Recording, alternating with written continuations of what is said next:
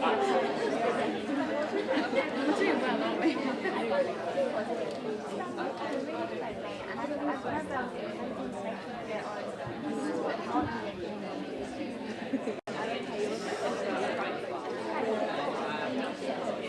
Good, right? And we answered all our questions, Ms. Craven. Excellent. Okay. And what about over here? What sort of things do you were looking for? I think we were talking about as well when to contact us sometimes they don't work.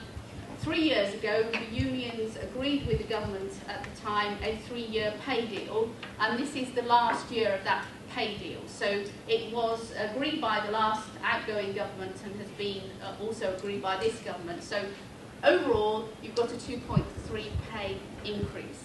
You as teachers have done better than all other public sector workers, because you'll be aware that this government has announced a freeze on public sector pay. So you're actually doing far better than most public sector workers. We don't know what will happen as we go forward into the next year. Presumably they will maintain their pay freeze. We will try and persuade them otherwise. But when you think about that, it's not a pay freeze on the annual increments that you are entitled to as a teacher. There is a pay scale, and each year, unless there's an issue with your teaching, you should move up the pay scale.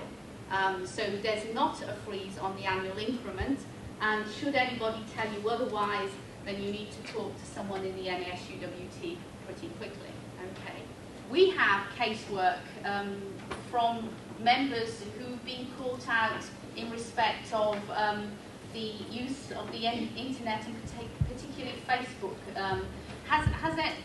Who has a Facebook? Who's on Facebook page? Who's got a Facebook page? Right. Thanks. Who's on Twitter or YouTube or whatever? Right. Okay. Now I don't know whether you've thought about this, but you're moving from being a student into the education service. You're a teacher and you're moving into one of the most highly regulated professions. You are, as teachers, seen as the people who uphold the morals of society. I know that's very scary, but that's how the general public tend to see us all.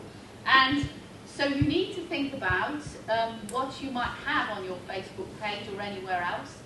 I suggest you Google your name and see what comes up. Because if anything comes up that you wouldn't want your employer to see, then it would be a good idea to set about removing that.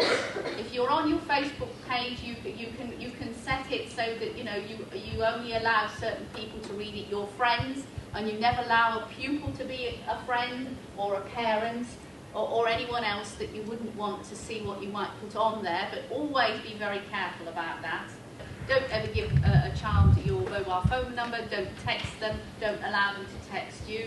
And obviously we would hope your school had a policy that they were very vigilant about in respect of the use of mobile phones in the school for the pupils themselves. Can I also say, don't ever send an unprofessional email on your school email system either.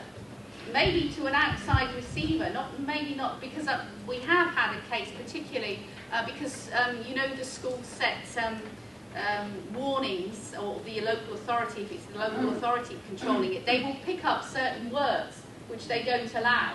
And we had one member who wrote and said, I've had an awful day with Mrs. Beep, beep, beep, beep, beep.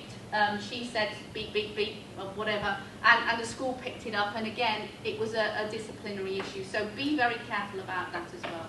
Yes? What are the laws in terms of actually getting pupils' phone numbers, in terms of contacting them and then giving out your own phone number? Do you need to have a school? Part of the risk assessment, for the fieldwork is how to communicate with each other. You don't have pupils' phone numbers, but what you do is you use a school mobile phone and make sure all the pupils have that number. And that should be part of your organisation of the day's visit.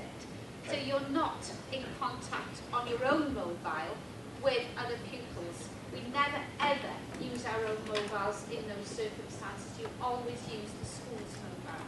Okay, I was at school training school and I hadn't actually planned it myself, and I was asked to get people's phone numbers and give me my phone number. Well, that's inappropriate, and you would be within your rights to say no to that. Okay.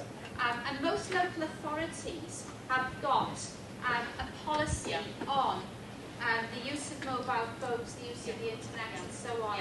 And those guidance measures are pretty strict in most local authorities, as Mary said.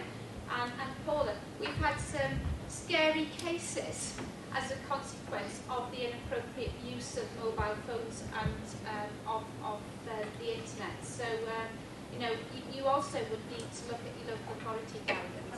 Any fears, any pupils' fears that people want to share with us? Yeah? Bullying from peers. Bullying from peers. Okay. Absolutely, yeah.